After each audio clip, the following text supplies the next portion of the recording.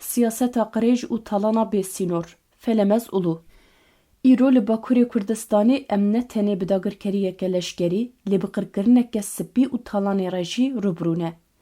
Dewleta Tirk bi hemû qirêjiya xwe ya dîrokî polîtîkayên şerê taybet xistiye qonaxeke nû ku armanca wê ne tenê şikandina îradeya siyasî, lê helandina cewherê civakê û talankirina axa pîrozê jî. Ev êrişeke wisa hov e ku ji canê ciwanan bigire, heta kokadarên li çiyayan her tiştî dike hedef. Dewlet bi zanebûn deriyên Kurdistanê ji bo her cûre qirêjiyê vekiriye. Kesên ku ji aliyê pergala dewletê ve hatine perwerdekirin, îro li kolanên bajarên Bakurê Kurdistanê bi taybet jî li Amed, Şirnex û Colemêrgê mîna vîrusekê belav dibin. Tiryak, fuhuş û dizî ne encamên krîza aborî ne. Ev çekên kîmyawî yên li dijî nirxên civakî ne. Dewlet bi destê çeteyên krîmînal dixwaze ciwanên Kurd ji nastameya wan, ji rûmeta wan û ji têkoşîna wan dûr bixe. Dema ku ciwanek di nav çirava tiryakê de wilda dibe, dewlet li navendên xwe yên şerê taybet wan dixe bin xizmeta xwe û ji bo armanciyên xwe yên qirêj bikartîne. Ev planeke ji bo kuştina rihê neteweyî ye. Talana sînornenas. Laliyê din Sûruşta Kurdistanê bi hovîtiyeke bêhem patê talankirin. Şîrketên ku ji bermayiyên AKP xwedî dibin, mîna van pîran ketine nav çiya û geliyên me. Bi navê kanên madenê û bendavan, rehên axê tên hîşkirin, jiyan tê ziwakirin. Tiştê ku li Çiyayê Kurdistanê bi taybet jî li cudî û bestayê diqewime, ne tenê birîna daran e, ew birîna nefesa gelê Kurd e. Ew cerdevanên ku bi çavdêriya eskeran darên me dibirin û wekî êzing difroşin, ne tenê darê, rûmeta xwe jî difroşin. Axek ku bêdar û bêav bimîne, axeke kuştî ye. Ev polîtîkaya erdê şewîtiya sed sala 21 ye ku dixwazin Kurdistanê bikin çoleke bê mirov. Mirov nikare vê siyaseta talanê ji polîtîkayên dewletê cudatir bibîne. Bêdengî yan bêrêxistinî. Lê belê ya herî bi êş û ya ku divê em bi tujiyê rexne bikin, ne tenê hovîtiya dijmin e. Ew bêdengî û bêrêxistiniya me ye jî. Erê, nerazîbûn hene, daxuyanî tên dayîn, lê ma ev besin, heta ku ev nerazîbûn nebin, hêzeke birêxistinkirî, heta ku em kolan bi kolan li dijî firoşkarên tiryakî û talankerên xwezayê û kesên jinên ciwan dikişînin nav tora fuhuşê ranebin, dijmin wê hîn bêhtir har bibe û êrîşan bike. Em wek civak û wek saziyên siyasî di nav xebsariyeke ku jerdene. Hêrsa me di nav daxuyaniyên çapemeniyê de diçike. Lê di pratîkê de encameke ku rê li bervan kiryaran bigire nayê dîtin. Ma em ê heta kengê tenê temaşevan bin. Ger îro em nikarbin zarokên xwe ji çengê fuhuş û tiryakê deribixin. Ger em nikarbin pêşî li birîna darên xwe bigirin. Em ê çawa behsa azadiya welatekê bikin. Lê vir rexneya herî giran li me saziyên me ye. Polîtîkayên dewletê diyarin. Lê têkoşîna li dijî şerê taybet ketiye nav rûtinekê.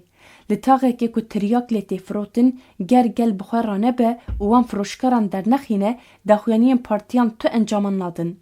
Civak hêdî hêdî hînê van nûçeyên talanê dibe. Normalizekirina talanê, serkeftina herî mezin a şerê taybet e. Em li benda hêzeke derveyîne ku were me xelas bike. Lê belê, heta ku em parastina cewherî, parastina taxê, parastina xwezayê saz nekin, ev qirêjî wê bêhtir belav bibe. Divê çi bikirin? Divê em ji şêwaza şermezarkirinê derbasî şêwaza pêşîgirtin û parastinê bibin. Her malek divê bibe dibistanek. Her taxek divê bibe qadeke berxwedanê ya li dijî çeteyan. Ji bo ku civak li hemberî vê şerî nebe, mexdûr û bibe hêza çareseriyê, divê sîstema parastina cewherî ne tenê diwarê leşkerî de, di her keliya jiyana civakî de bibe bingeha sereke.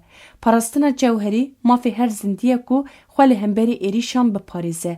Mîna ku gul strûyên xwe hene, divê civak jî striyên xwe yên rêxistinkirî li dijî vê qirêjiyê derbixe. Ji bo rêbazên têkoşînê yên li dijî şerê taybet werin xurt kirin, divê pêşî hişmendî û perwerdeya radîkal û zanistî were ava kirin. Şerê taybet di mêjî de dest pê dike. Heta ku em nexşeya dijmin nas nekin, em nikarin li dijî wê şer bikin. Di her taxê de divê komûnên xwendinê û nîqaşê werin ava kirin. Ciwan divê fêr bibin ku tiryak û fuhuş nekêfin. Ew çekin ku ji bo tunekirina îradeya wan hatine çêkirin. Divê kesên ku sigûriyê dikin, tiryakê difiroşin an jî fuhuşê bi rê ve dibin, bi belgeyan di nav civakê de werin deşîfrekirin û rûreşkirin. Bila herkes bizanibê kî û çawa bi nirxên wan ên bingehîn dilîzin û dixwazin têk dibin. Avakirina Komîteyên Parastina Taxan ango xwe rêxistin kirin yek ji hîmên herî sereke yê dijî her cûrê êrîşanin ku li ser civakê tên ferz kirin. Em nikarin li benda polîs an dadgehên dewletê bin ku me biparêzin ji ber ku ew bi xwe amûrên vî şerîne. Ew bi xwe şerê taybet li Kurdistanê rewa dikin. Ciwan divê li taxên xwe tîmên şopandinê ava bikin. Divê têketin û derketina kesên bi guman dibin çavdêriya ciwanan de be. Malbatên ku zarokên wan ketine xefta tiryakê divê tenê neyên hiştin. Divê li her taxê komîteyên piştgiriyê werin avakirin da ku wan ciwanan ji nû ve qezenc bikin. Siberojeke geş û xweş a Kurdistanê ne bi hovîtiya dewletê, bi vîn û xebata ciwanên serhildêr dê bê avakirin. Parastina cewherî ne tenê hilgirtina çekê, ew hilgirtina rûmetê, parastina hevalê xwe û xwedî derketina li dar û devî û berên çiyayên me ye. Dema wê ye ku em ji vê xewa giran şiyar bibin. Şerê taybet tenê bi rûmeteke bilind û rêxistinkirineke herîmî û radîqalî tê têkbirin. Divê her malek, her taxek bibe keleha berxwedanê ya li dijî vê qirêjiyê. Divê em li hemberî talankerên Sûrûştê û kujerên civakê bibin yek hêz.